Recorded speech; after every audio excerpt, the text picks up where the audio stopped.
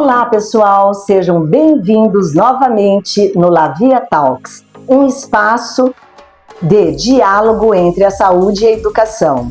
Hoje nós vamos falar de um assunto muito bacana, muito importante, que muitas vezes gera até polêmicas, que é a homeopatia e a aprendizagem, né? Então às vezes a gente até pergunta, será que tem alguma coisa a ver, né? Então hoje nós temos o prazer aqui de receber a doutora Rosana Ciribelli Nechar, minha amiga querida do coração, que está aqui conosco para nos auxiliar a entender um pouquinho melhor, né, sobre a homeopatia e o quanto pode a homeopatia auxiliar e ajudar na aprendizagem em geral, né? Então agradeço essa oportunidade, né, Rosana, da gente bater um papinho profissionalmente, a gente é amiga de anos, então eu quero te agradecer. É verdade, tá, Rosana, eu que agradeço o espaço, a oportunidade. Falar de homeopatia é sempre muito bom, porque como você mesmo colocou, a homeopatia muitas vezes é polêmica, por quê? Porque existe um desconhecimento, né?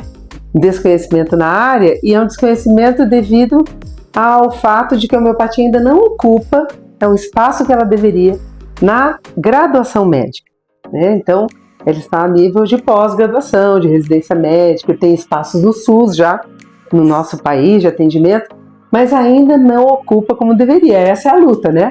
Nós somos 15 entidades formadoras no Brasil, Londrina ocupa o espaço de ter uma das especialidades, né? Uma das escolas de especialidade. Então, assim, é um prazer enorme, viu, você me dar esse espaço. E falando nisso, gente, complementando um pouquinho, né, desse estudo, esse percurso da Rosana aí como homeopata, ela vem, além dela se formar, ela trouxe a Londrina o curso de pós-graduação, né, de especialização em homeopatia, que você já está na coordenação, dando aula também. 20ª turma. Eu me lembro quando você se formou, né? É bom a gente não falar em datas, tá, gente? Não é verdade, Rosana? É verdade.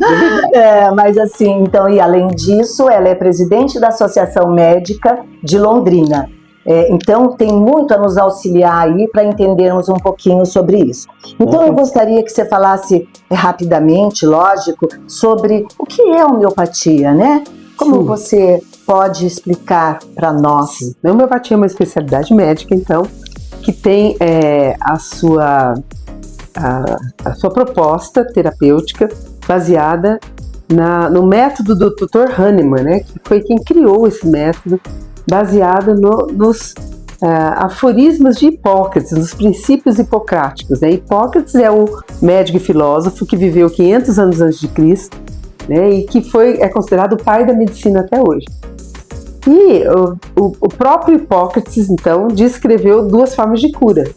Contrário pode curar o contrário, por onde a medicina ocidental se convencionou a usar, né, essa abordagem, ou semelhante cura semelhante, o que significa que a mesma substância que provoca nas pessoas saudáveis algum sintoma vai curar aqueles sintomas numa pessoa doente que se apresente com sintomas. Então vejam que é uma racionalidade diferente, é uma lógica diferente, por isso que traz um pouquinho de preconceito pelo desconhecimento. Além de não estar ocupando os espaços, é uma medicina que já está, né, comprovadamente funcionante, baseada em princípios, considerada científica, sim, hoje em dia, porque tem muitas publicações, muitas experiências com homeopatia, né? E devagarinho vai ocupando o seu espaço, né, Rosana? Muito bacana, Rosana. Então, vamos lá para a segunda pergunta, Rosana. Muitas famílias procuram homeopatia no seu consultório aqui com essa queixa: olha, meu filho é muito hiperativo, ou tem déficit de atenção, ou mesmo assim, o professor disse que ele não está atento. Você atende crianças dessa maneira? Sim, Rosane, a gente atende crianças. Primeiro que a minha primeira formação foi pediatria, né? E daí que eu fui fazer a homeopatia. E assim, a homeopatia tem um lugar muito especial no atendimento desses casos em que são distúrbios não bem definidos, são atrasos, né, do rendimento escolar, distúrbios de aprendizado.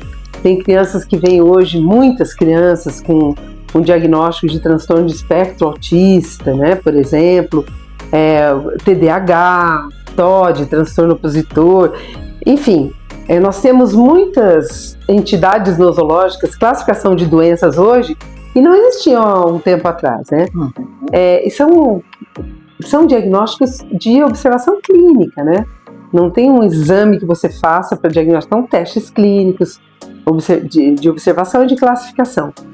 E por que a homeopatia se dá muito bem, esses pacientes se dão muito bem com o tratamento homeopático? Porque na homeopatia a abordagem é sempre de totalidade, né? Independente da queixa que o paciente nos traga, a gente vai querer saber o histórico, a contextualização, a abordagem sistêmica, a gente costuma dizer, e essa é a medicina verdadeira integrativa, porque realmente integra vários níveis, né? Não só de conhecimento, como também do que é material, do que é visível, palpável, mensurável, e do que não é dosável, não é mensurável, não é visível. Eu costumo comparar com um computador, né? O nosso sistema operacional depende de um hardware que é mecânico, que é a parte da medicina que realmente lida com a matéria, vai até a bioquímica. E tem o software, né? O software que é invisível, onde a gente aborda a psique, onde as emoções, onde não é nada mensurável. E o locus de ação da homeopatia é o que se convenciona chamar de energia vital. É uma dimensão energética, quer dizer, não material, onde existe, para ficar fácil, uma auto-organização o tempo todo do nosso corpo, junto com nossas emoções, sentimentos.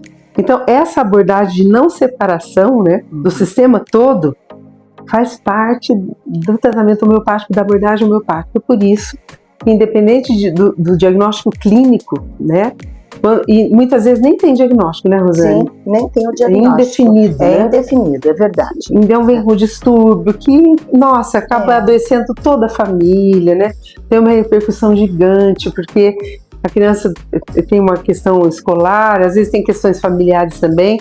Então, a gente faz uma abordagem de totalidade, localizamos, diagnosticamos clinicamente, claro, para depois acompanhar, e achamos o melhor remédio homeopático que é para que essa criança possa equilibrar a sua ansiedade, por exemplo, para ela ficar menos suscetível.